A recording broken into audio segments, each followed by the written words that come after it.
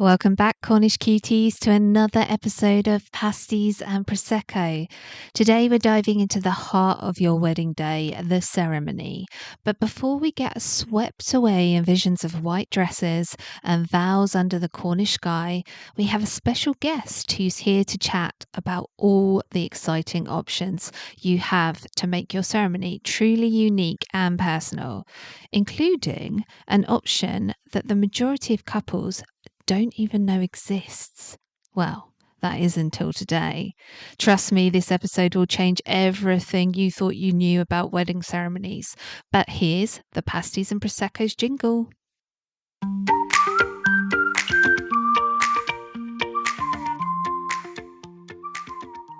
Hey, Cornish cuties. Are you getting hitched in this beautiful county and feeling a tad overwhelmed? Well, don't fret. I'm Francesca, owner of the stunning Manhay Farm, and this is Pasties and Prosecco, your one-stop shop for all things wedding planning in Cornwall. We'll be bringing you the best local suppliers, stress-busting tips, real bride stories, and enough fun to make you forget about those pesky spreadsheets. Because at Manhay Farm, we believe your wedding should be a joyful celebration of your love story and a chance to create lasting memories with family and friends. So grab a glass of Prosecco, pop in those earbuds, and get ready to plan the most unique and unforgettable wedding ever.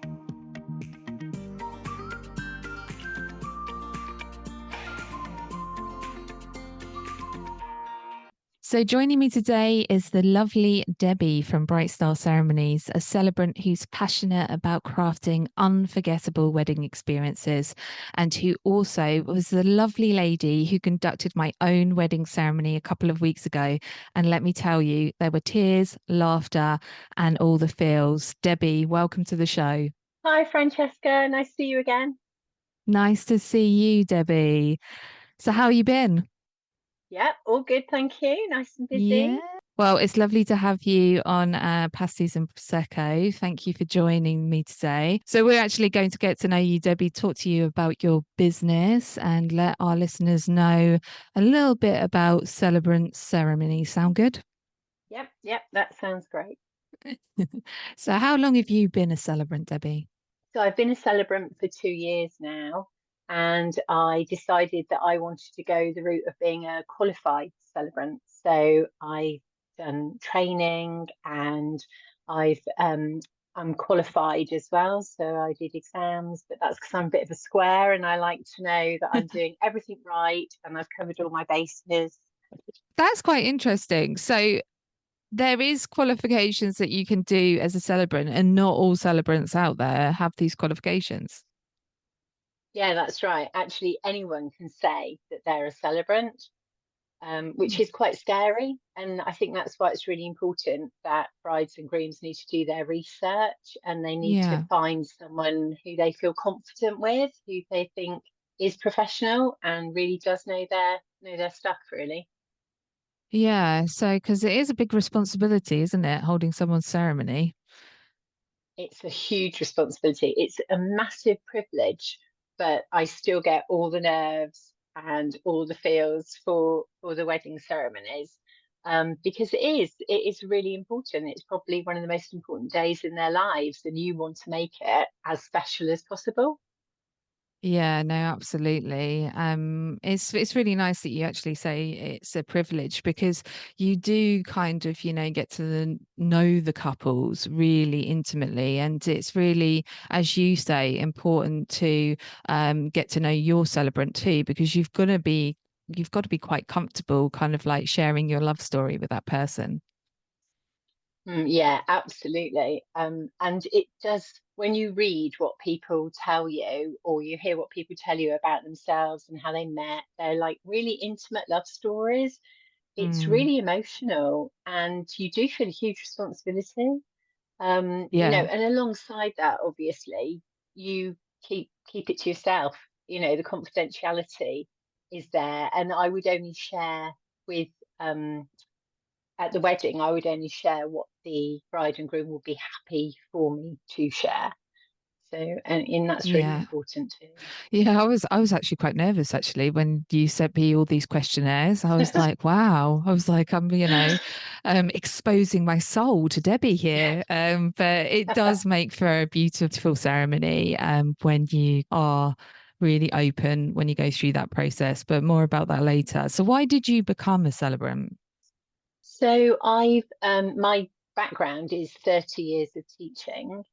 Mhm. And within that role, which I loved, but within that role, you get to meet families and you are problem solving and creative, and you have really good links with people on an emotional level as well as on a professional level. And I felt Yeah. like, that those were the kind of skills that you need if you're a wedding celebrant. And who doesn't love a wedding? I mean, what an exciting job.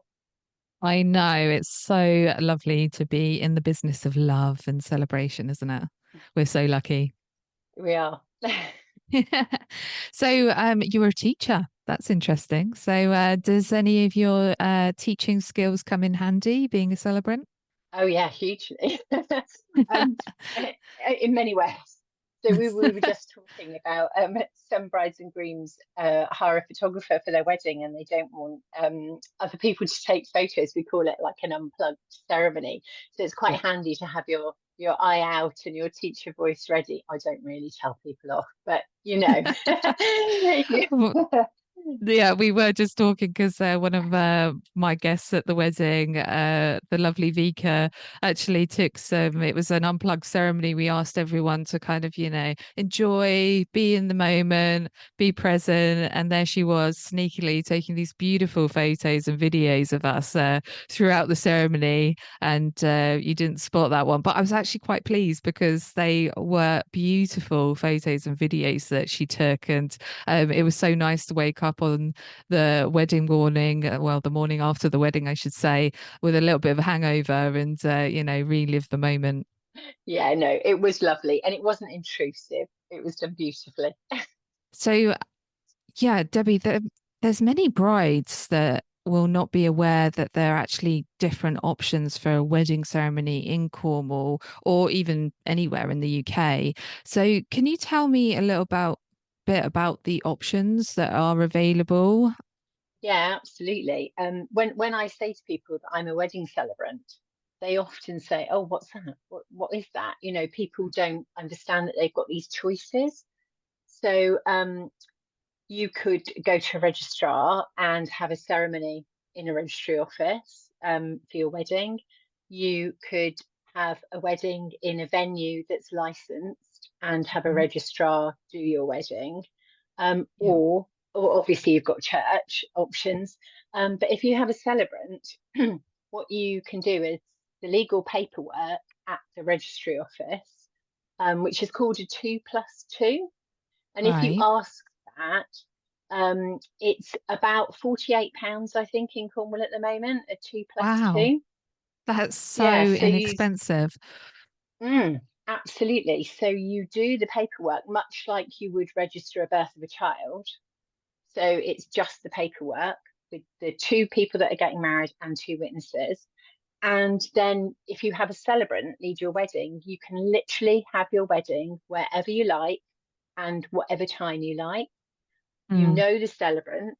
So the celebrant is someone you've connected with that you've especially chosen. Whereas with a registrar, it could be any of the team that do your yeah. wedding and turn up on the day. Yeah, you don't get to pick, Also, do you? no, You don't get no. to pick and you don't get to connect with that person before your wedding day. It's just someone that shows up on the day. Is that right? Yeah, that's right. And they're only there for a limited time, a very specific time, because they might have several other weddings to go to that day. Whereas with a celebrant, what I do is I only put your wedding in that day. So if you happen to be late, it doesn't matter. It takes all that pressure off you. I Yeah. always get there super early to check in with everyone to make sure everything's ready.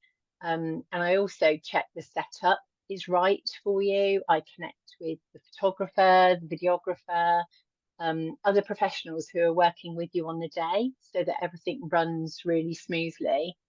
And I don't whip off at the end of the ceremony either. I just make sure that everything gently flows into whatever is happening next. It sounds like you're a bit of a mini wedding planner on the day. Well, I no, I'm definitely not a wedding planner. They do a great job, but I have ran round town when a couple had misplaced their guest book and they were having a Oh, slight worry about it. So I nipped off after the ceremony and ran around town buying postcards of the place where they got married so that their guests could sign postcards and comment on the postcards. So they still had that kind of element of their wedding. Yeah. that's beautiful. And it sounds like you go above and beyond, what, some other celebrants might even do. I can imagine some celebrants will just come in, do the ceremony and leave. But it sounds to me that you offer full package and you care about the couples and their day, which is really lovely to hear. Yeah, I think when we were looking at venues to get married, we kind of like were looking at legal, ceremonies, because we didn't even know that there was other options. And I know that, brides who come to visit Manhay Farm don't know where to start. They don't know the options. They just think that there's two options. You either go to the registry office, you have a ceremony there, and then you have a reception elsewhere, or you go to a venue which is licensed and you have your ceremony and your party there all at once. So I was even surprised, and I think you were the first person to tell me that there was different options, and I'm so glad you did because I had heard about celebrants and I thought, oh, I don't really want to do it twice. And that's what I think a lot of Mm. brides think that they would have to do. They would have to have a ceremony down at the registry office, and for that to be, one ceremony, and then they would wait and then have another ceremony that's more personalized. But it was really surprising for me to hear, and I know other brides have been surprised when I've been spreading the word, that you can actually just literally go down, make an appointment and sign the paperwork. Like, as you said, it's like registering a birth, registering a death. There's no fancy kind of, you don't even have to exchange rings. So Yeah. you can actually go in and out. It doesn't feel like your wedding day. And therefore, when you come to your actual, wedding day where you have your ceremony with a celebrant like yourself, it does feel like the right thing. Yes, it feels like the right thing, but it does feel like the real thing. It feels like the real day. And it is the real day, right? Yeah, absolutely. I think what it does is it lifts that pressure from you. So when you're doing your legal paperwork, there are legal words that you have to say. Yeah, And if you get them wrong, you have to redo them because it is a legally binding right. ceremony. Whereas your actual wedding day with a celebrant-led wedding, that pressure is taken off you and it Yeah, opens you up to all sorts of other choices. And yeah, so with a registrar, they may offer you a ceremony and they'll say that they can personalize the ceremony. Whereas with the celebrant led ceremony, we can include things that reflect your values, your beliefs. It can be religious. We can include prayers if that's what you'd like us to do. mm, I include a lot of rituals in many of my ceremonies, like hand fasting rituals, sort of yeah. pagan based rituals, which are really beautiful, where the couple choose ribbons that signify elements that they would like to have in as part of their married life, or they might choose fabrics that are special to them. So I've had one bride use lace from her mum's wedding dress within her ribbons. Oh, I've got another couple who we're using the tie that he wore when they first met and some fabric from her dress that she was wearing when they first met, and we're oh, that's so incorporating those into romantic. the ribbons. Yeah, really beautiful. And also some of my ceremonies are elopements, so Yeah, it's just me and the couple on a beach doing yeah. the wedding ceremony with no witnesses, you There's know. just so many options, isn't there? So couples with you can write their own vows and Yeah, talk about their absolutely. love for And each other. Yeah. Some people want some extra support when they're writing their vows, and that's Mm. fine. I can have one-to-one with the couple, each individually to chat about what they'd like to include in their vows. I've got examples that I can share as a kind of pick and mix. But I have couples that will write their vows in a love letter to each other and Yeah. keep it private, but they're still expressing their love to each other. Some couples, after they've done their vows, I ask their guests to make a vow too. So a vow Yeah. to support the couple and to be there for them as part of their village. But I also managed to get the guests to include a promise that they would buy Indian takeaways for the couple for the next year. We can lighten the ceremony. They're always really heartfelt, but some are Yeah. more playful, more playful ceremonies than others. Yeah, which I love. With a legal ceremony, it's very serious. It's Mm. very, as you say, strict. You have to follow certain words where, if you feel uncomfortable about that, or you actually, Yeah. love humor and that's part of your relationship, you can introduce that into your ceremony script or your vows. I think that was one of the lovely things about working with you is you guiding us as a couple through exploring our feelings about one another. And at some moments I was sitting there and Chris was sitting in the other room doing his, even though we were doing it separately, I felt so close to him. I felt bonded. I shed a Mm. tear because you do go Oh. through those kind of like, all those emotions that, and you have to relive your first moments together and all the good things and your Mm. story. And that is one of the most beautiful things I think I went through when planning our wedding. You kind of go, oh, where do you start? Like, how do I do it? What do I say? But then once it all starts flowing, all those emotions come, and you do. I just felt so connected to Chris, my now husband, who spoke to Mm. him, and he felt exactly the same. It was a wonderful process, and something that we wouldn't have got if we actually went and had a registrar do our service. Well, we live such busy lives, don't we? And planning a wedding is probably the peak of that busyness. And it's Mm. really nice just to take a moment and to breathe and to just sort of be present and really think about why you're doing what you're doing. And I Yeah, think that's absolutely. what's reflected. Yeah, I think that's what's reflected on the day as well. You're not feeling that. I mean, everyone gets nerves, but you're not feeling that nervous pressure, I hope, with Mm. a celebrant-led wedding, because what I want are my bride and groom, or my groom and groom, or my bride and bride to feel at Hmm. ease, to feel like they can really enjoy the day and remember the day. And when I talk back with you, for example, you were telling me lots of things about the day, about the ceremony that you really enjoyed. And to be able to remember that means that your adrenaline, although it was like racing Mm. around your system, you were still present. You Yeah. weren't thinking, oh, I've got to get this bit over with and then I can party. Whereas with a legal ceremony, it's kind of how it feels, It's like, Yeah, oh, get that bit over with. I think Chris was a bit more in that mindset. I kept on, telling him to breathe. He was turning bright red like a tomato and holding his breath through the whole thing. And I think he wanted it just to end. But I did have a blackout. You're right, with the adrenaline after the day. It took me a few Mm, days to kind of sink in and yeah. go, wow, that really happened, because it did feel like a dream. For a couple of days afterwards.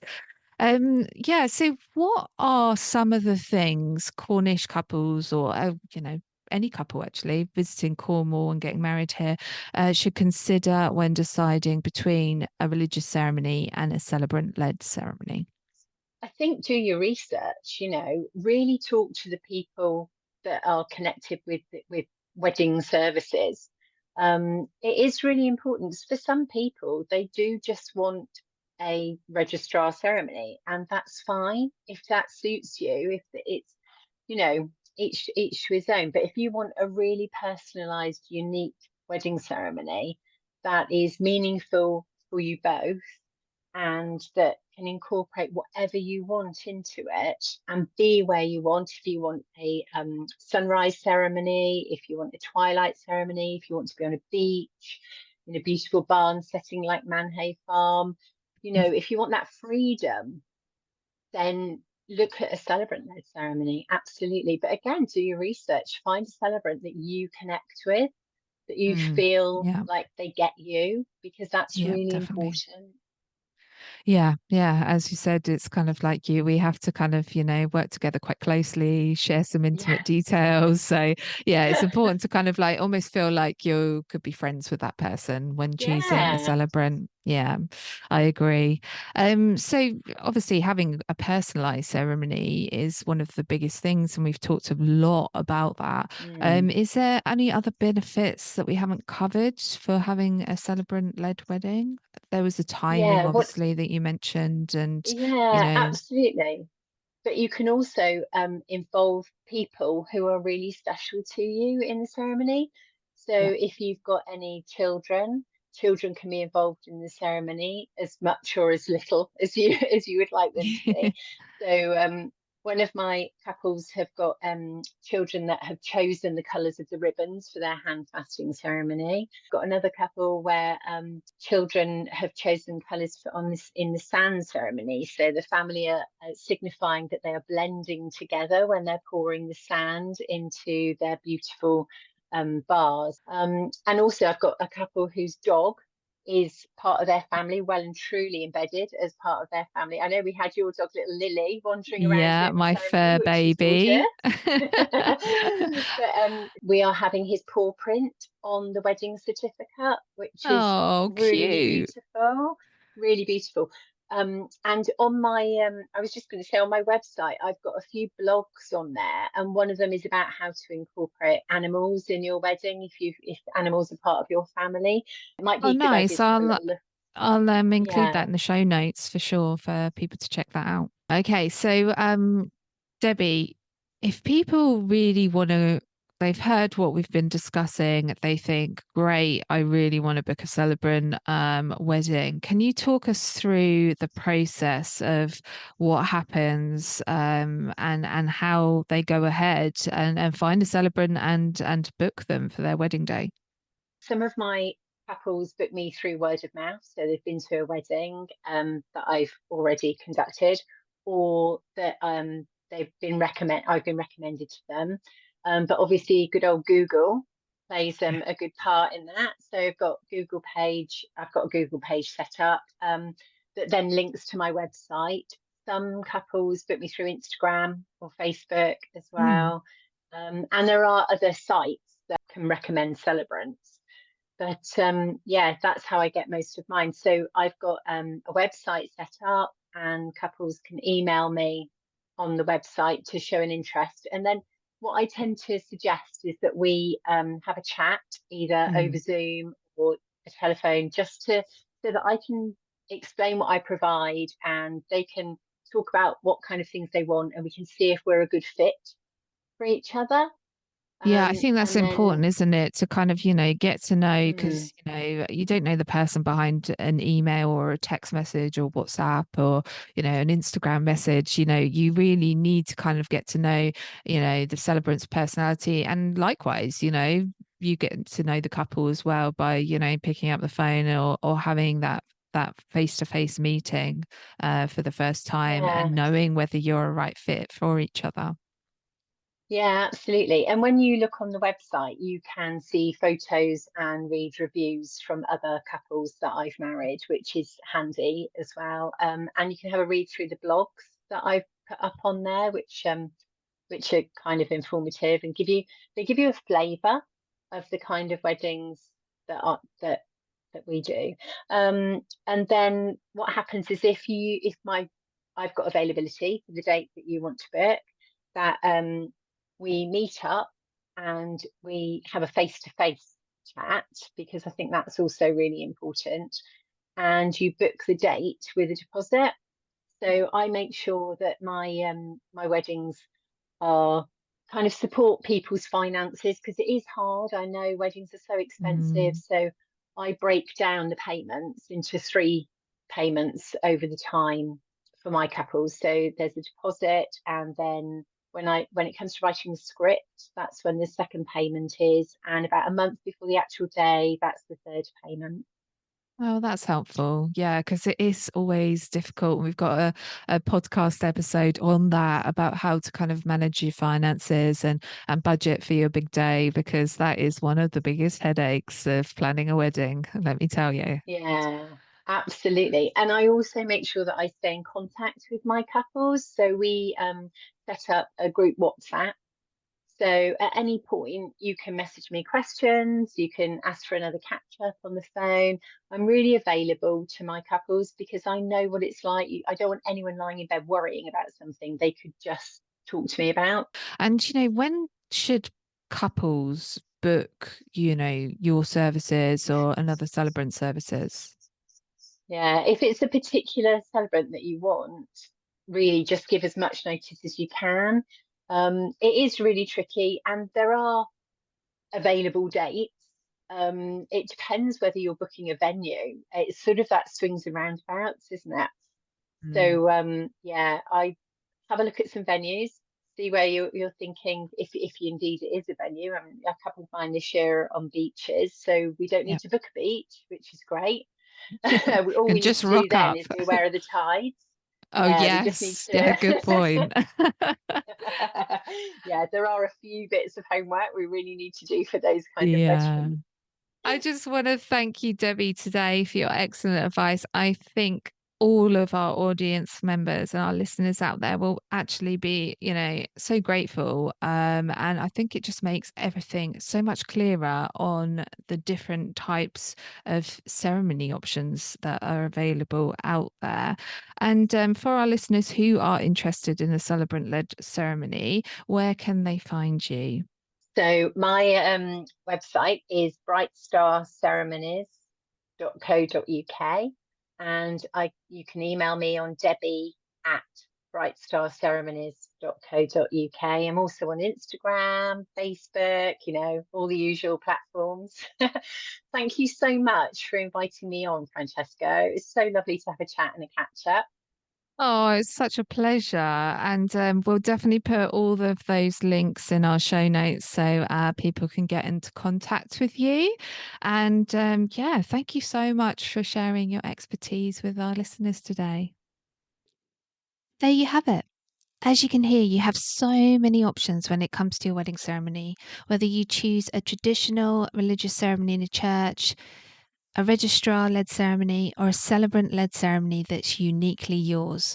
The most important thing is that it reflects your love story and creates a memory you'll cherish forever. Don't forget to check out Debbie's website for more information on celebrant led ceremonies. That will be available in our show notes. And if you have any questions about wedding planning in Cornwall, I'm always here to help. Until next time.